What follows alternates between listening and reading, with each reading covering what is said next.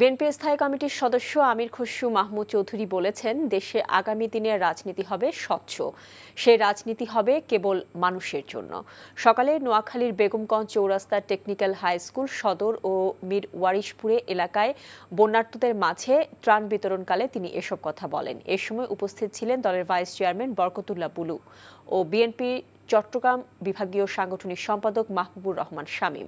এ সময় ৫,০০০ মানুষকে খাদ্য বিতরণ করা হয়।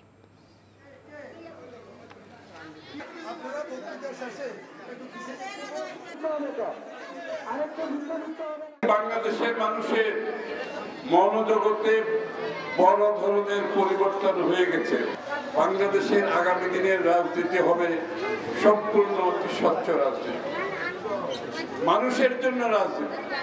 প্রত্যেক মানুষের সমান অধিকার যেটা আমাদের সংবিধান দিয়েছে নিশ্চিত করতে হবে।